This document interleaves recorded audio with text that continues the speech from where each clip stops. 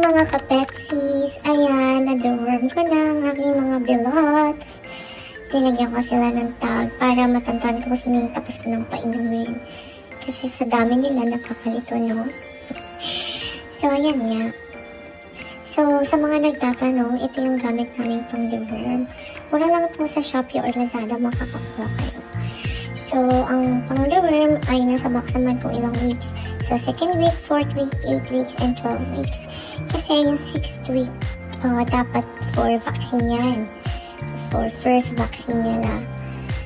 So, ayan, makikita naman sa box yung instructions on how to use it. Saka, napaka-effective nito. At subukan namin itong pang-deworm na to. Ayan. Bigsak sila. So, wish ko lang hindi kainin ni Frenchie ang mga poops ng mga belots.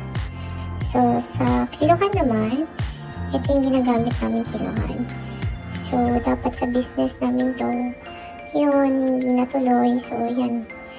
Ito yung ginagamit namin pang kilo sa mga belotski.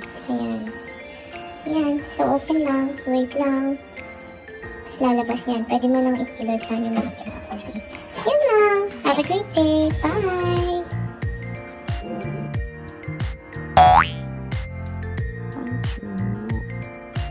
This is Pancho. Pancho. This is Panda.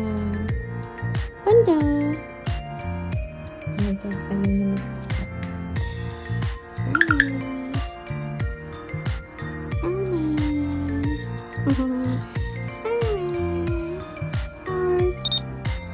Si Heart ang pinakamaganda eh.